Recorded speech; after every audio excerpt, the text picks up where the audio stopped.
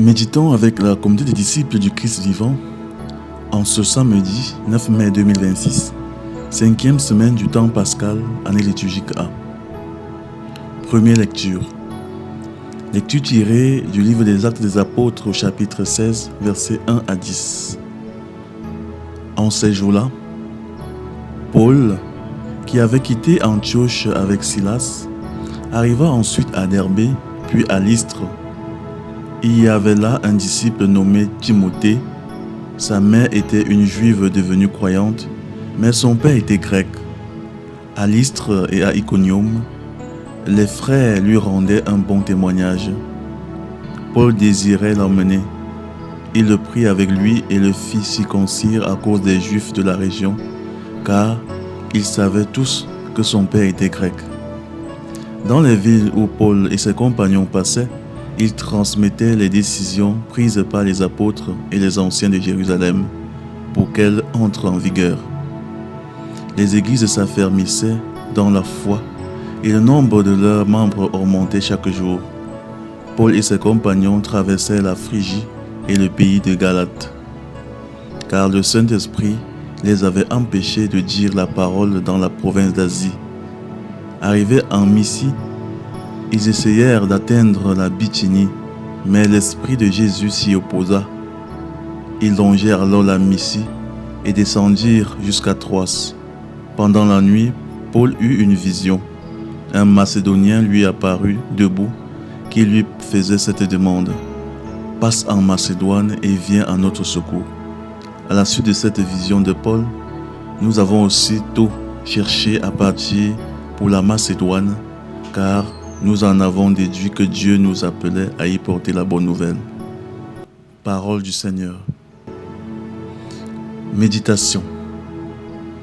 Les vrais disciples se laissent guider par le Saint-Esprit. Bien-aimés dans le Seigneur, que Dieu soit loué en tout temps. L'une des grandes difficultés de la mission dans l'Église et ce qui affecte parfois la durabilité et la qualité de l'engagement des croyants, c'est la mission menée sans l'Esprit Saint. Lorsque l'homme agit seulement selon ses idées, ses ambitions, ses calculs ou ses émotions, l'œuvre peut commencer avec beaucoup d'enthousiasme, mais elle risque de manquer de profondeur, de fécondité et de persévérance. En ce samedi de la 5e semaine de Pâques, année liturgique A, le texte de la première lecture, tiré des Actes des Apôtres au chapitre 16, versets 1 à 10, nous montre comment Paul et ses compagnons se laissent guider dans leur parcours missionnaire par le Saint-Esprit de Dieu. Ils obéissent aux motions de l'Esprit Saint. Ils cherchent la volonté de Dieu dans leurs différentes missions d'évangélisation. Ils vont là où l'Esprit les appelle et renoncent à aller là où l'Esprit le leur interdit. Cette disponibilité intérieure produit un fruit merveilleux. L'Église grandit, la parole de Dieu se répand et de nouveaux croyants se joignent à la communauté. Mais il ne s'agit pas seulement d'augmenter le nombre des disciples, il s'agit surtout de former de véritables convertis, des personnes et des femmes touchées par Dieu, enracinées dans la foi et conduites par l'Esprit.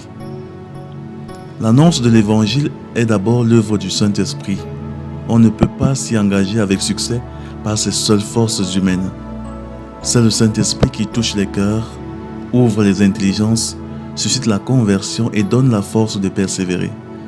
L'homme peut parler, organiser, enseigner, inviter, accompagner, mais seul l'Esprit Saint donne la vie à la parole annoncée. Ce que l'homme entreprend dans la vigne de Dieu, par orgueil, par recherche de reconnaissance ou par simple volonté personnelle, risque de ne pas porter du fruit durable. Mais ce qui est inspiré, conduit et soutenu par l'Esprit Saint porte du fruit en son temps, même lorsque le chemin semble difficile ou imprévisible. Alors, chers frères et sœurs, avec quel esprit annonçons-nous le règne de Dieu? Avec quel esprit nous engageons-nous dans l'œuvre de l'évangélisation?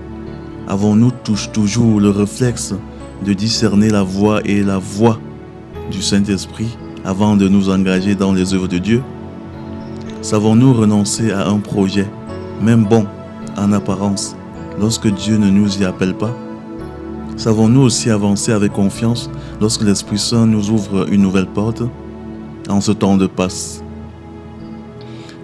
en ce temps pascal où l'Église se prépare à la Pentecôte, demandons au Seigneur une nouvelle effusion de l'Esprit Saint afin que nous devenions des serviteurs de Dieu en esprit et en vérité, des disciples dociles, disponibles et féconds.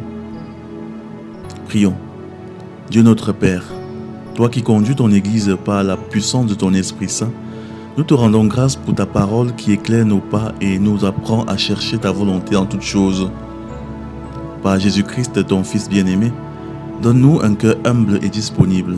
Apprends-nous à ne pas agir selon nos seules forces, nos préférences ou nos ambitions personnelles, mais à nous laisser conduire par ton Esprit. Que ton Esprit Saint éclaire nos décisions, purifie nos intentions, fortifie notre foi et rende féconde notre mission.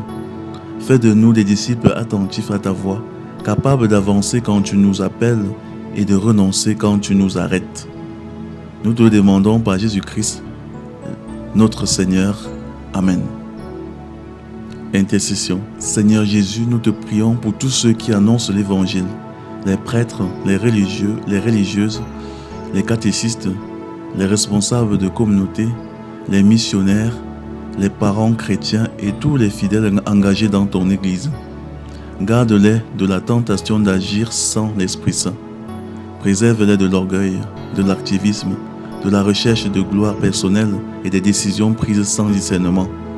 Nous te confions particulièrement ceux qui sont fatigués dans leur mission, ceux qui ne voient pas encore les fruits de leurs engagements, ceux qui se découragent, ceux qui veulent abandonner, et ceux qui se sont égarés en comptant trop sur leur propre force.